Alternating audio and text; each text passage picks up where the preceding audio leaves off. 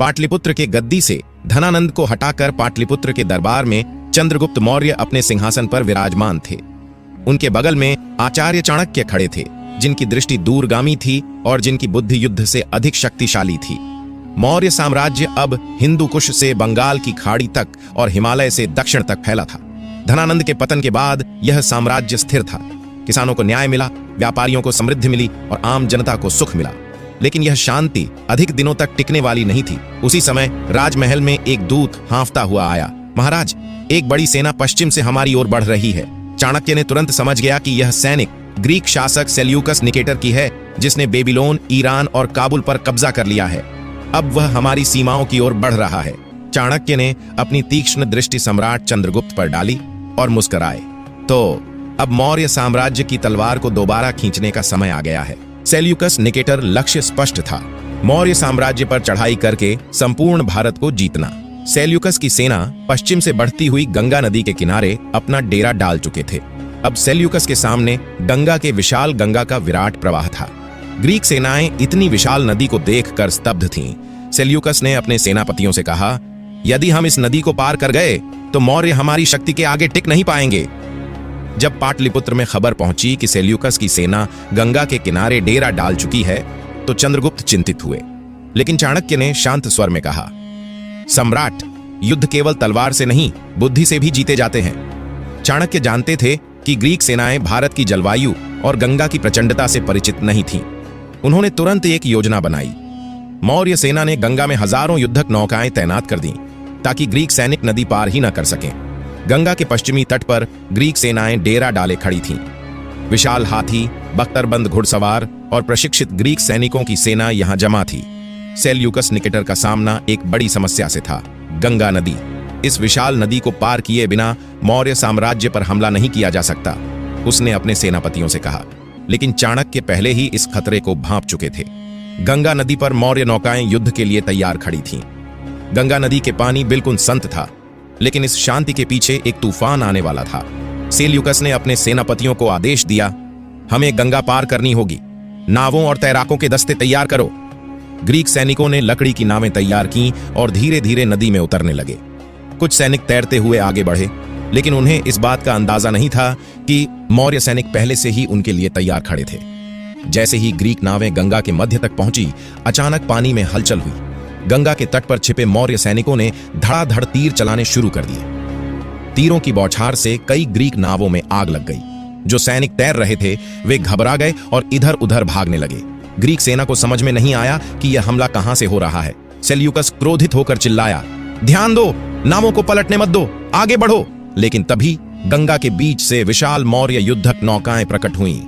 जय मौर्य की गर्जना के साथ भारतीय सैनिकों ने अपने भाले और तलवारें उठा लीं। नौकाओं पर सवार मौर्य तीरंदाजों ने गोलियों की तरह तीर बरसाने शुरू कर दिए। ग्रीक सेना अभी तक संभल भी नहीं पाई थी कि मौर्य नौकाओं ने उनके जहाजों को टक्कर मारनी शुरू कर दी। अब ग्रीक और मौर्य सैनिकों के बीच सीधा युद्ध शुरू हो गया।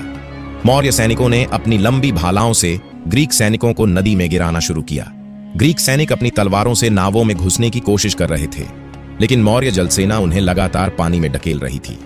मौर्य नाविकों ने ग्रीक नावों को काटने के लिए जलदस्यु रणनीति अपनाई। सेल्यूकस निकेटर देख रहा था कि गंगा पार करना उतना आसान नहीं जितना उसने सोचा था। कुछ ग्रीक सेनाएं किनारे तक पहुंचने में कामयाब हो गई थीं, लेकिन वहां उनका सामना मौर्य हाथियों की सेना से हुआ। चाणक्य ने पहले ही अनुमान लगा लिया था कि कुछ ग्रीक सैनिक नदी पार करने की कोशिश करेंगे, इसलिए उन्होंने किनारे पर विशाल युद्ध हाथियों की एक छावनी खड़ी कर दी थी। जैसे ही ग्रीक सैनिक किनारे पहुंचे, मौर्य योद्धा हाथियों पर सवार होकर गरज उठे, जय चंद्रगुप्त, जय मौर्य। हाथियों ने अपने विशाल पैरों से ग्रीक सैनिकों को कुचलना शुरू कर दिया। ग्रीक सैनिकों ने पूरी ताकत से संघर्ष किया, लेकिन यह एक अलग तरह का युद्ध था। उन्होंने सिकंदर के साथ कई लड़ाइयां लड़ी थीं, लेकिन कभी भी हाथियों के विरुद्ध ऐसा युद्ध नहीं लड़ा था। सेल्यूकस निकेटर की सेना भारी नुकसान उठा रही थी। उसकी नावें जल रही थीं, उसके सैनिक नदी में डूब रहे थे और जो किनारे तक पहुंच भी गए थे वे हाथियों के प्रहार से कुचल रहे थे। सेल्यूकस ने स्थिति का विश्लेषण किया। अगर यह छोटी लड़ाई इतनी कठिन है तो पाटलिपुत्र पर आक्रमण असंभव होगा। वह जान गया कि मौर्य साम्राज्य को हराना उसकी कल्पना से भी अधिक कठिन था। गंगा के किनारे ग्रीक सेना के शिविर में मायूसी पसरी हुई थी। सैनिकों के कपड़े कीचड़ और खून से लथपथ थे। कई घायल सैनिक कराह रहे थे और नदी के तट पर जले हुए जहाजों के अवशेष बहते हुए दिख रहे थे। सेल्यूकस निकेटर के पास 2 रास्ते थे, जीरो जबरन गंगा पार करना और मौर्य सेना से आमने सामने की टक्कर लेना, जो असंभव सा लग रहा था। चालाकी और रणनीति से गंगा के उस पार पहुंचना बिना मौर्य सेना को खबर हुए सेल्यूकस निकेटर ने अपने सेनापतियों को बुलाया। यह कोई साधारण युद्ध नहीं है, हमें पहले इस भूमि की युद्ध नीति को समझना होगा, उसने गंभीर स्वर में कहा।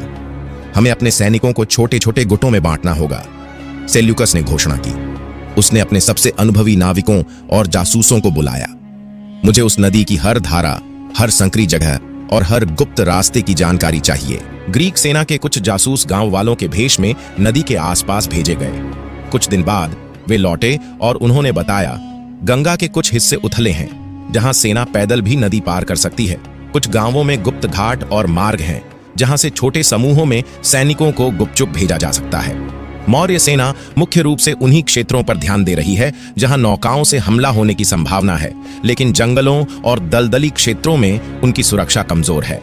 सेल्यूकस के चेहरे पर हल्की मुस्कान आ गई। अब मौर्य सेना को उनकी ही योजना से मात देंगे, उसने आत्मविश्वास से कहा। सेल्यूकस ने अपनी सेना का एक बड़ा हिस्सा नदी के सामने ही तैनात रखा ताकि मौर्य गुप्तचर यही समझें कि ग्रीक सेना फिर से वही गलती करने वाली है। रात के समय मशालें जलाई गईं, युद्ध नौकाएं नदी में उतारी गईं और सैनिक ढोल नगाड़ों के साथ युद्ध का आभास देने लगे। वहीं दूसरी ओर सेल्यूकस ने अपने सबसे चुस्त और कुशल योद्धाओं को चुना, जो गांव वालों के वेश में छोटे समूहों में बंटकर नदी के उन गुप्त रास्तों से पार कर सकते थे जिनका जासूसों ने पता लगाया था। इन सैनिकों ने गांव वालों से नौकाएं खरीदी, जंगलों से रास्ते निकाले और बिना किसी को संदेह हुए नदी के उस पार पहुंचना शुरू किया।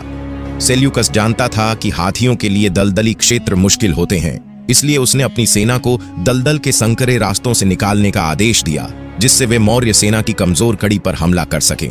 पाटलिपुत्र में चाणक्य को जब गंगा के किनारे की गतिविधियों की सूचना मिली तो उन्होंने कुछ असामान्य बातें देखीं। इतिहास के पन्नों में छुपी कहानियों को जानने के लिए हमारे चैनल को सब्सक्राइब करें और इतिहास के सफर में हमारे साथ चलें। ग्रीक सैनिकों की बड़ी संख्या अब भी नदी के किनारे खड़ी थी, लेकिन वे कोई हमला नहीं कर रहे थे। नदी के पार कुछ गांवों से अचानक हलचल की खबरें आईं। कुछ ग्रामीणों ने बताया कि अजनबी लोग गंगा के उथले हिस्सों में दिखाई दे रहे हैं। चाणक्य तुरंत सतर्क हो गए। सेल्यूकस कुछ बड़ा करने की तैयारी कर रहा है, उन्होंने अनुमान लगाया। उन्होंने अपने कुछ तेज सैनिकों को आदेश दिया, नदी के हर छोटे रास्ते की निगरानी रखो।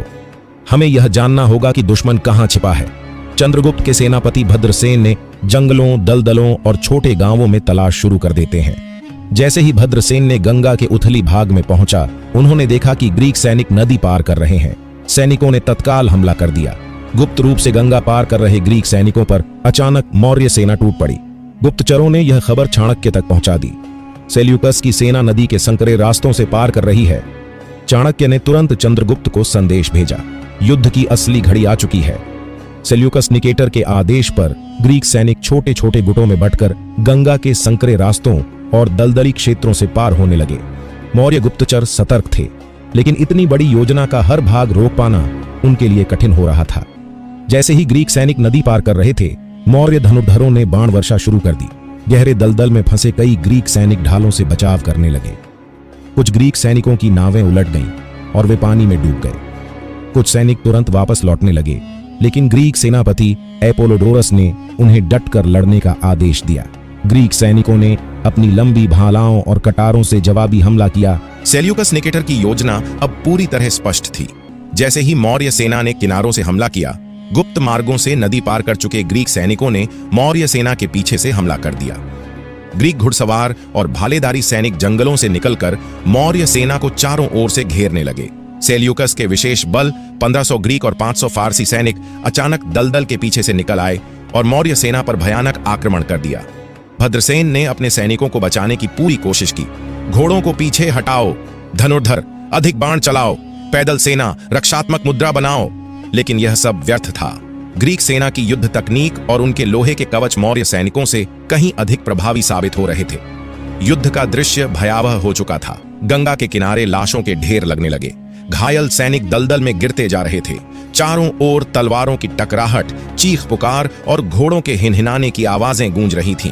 भद्रसेन स्वयं तलवार लेकर युद्ध भूमि में कूद पड़ा। जय मौर्य कहकर उसने ग्रीक सेनापति एपोलोडोरस पर आक्रमण कर दिया, लेकिन एपोलोडोरस अनुभवी योद्धा था। उसने अपनी भाला उठाकर भद्रसेन के सीने में घोंप दी। भद्रसेन गुर्र करता हुआ घोड़े से गिर पड़ा और गंगा की कीचड़ में समा गया। भद्रसेन की मृत्यु होते ही मौर्य सेना का मनोबल टूट गया। सैनिक भागने लगे। विजय विजय! ग्रीक सैनिकों ने जोर से नारा लगाया। सेल्यूकस निकेटर ने अपने खून से सने तलवार को ऊपर उठाकर कहा, आज गंगा पार हो चुकी है, अब पाटलिपुत्र हमारी प्रतीक्षा कर रहा है। गंगा पार करते ही सेल्यूकस निकेटर ने अपने 4 प्रमुख शिविरों की स्थापना की। एक मुख्य शिविर जिसमें वह स्वयं रुका, दूसरा तोपचियों और भालाधारियों के लिए, तीसरा युद्ध हाथियों की देखरेख हेतु जो भारत में ही पकड़े गए थे, और चौथा युद्ध रणनीतिक सलाहकारों के लिए। सेल्यूकस की सेना अब मौर्य सीमा के मगध प्रांत के नजदीक थी। कहानी में आगे क्या हुआ जानने के लिए हमारे चैनल को सब्सक्राइब करें। अगला भाग जल्द ही आएगा।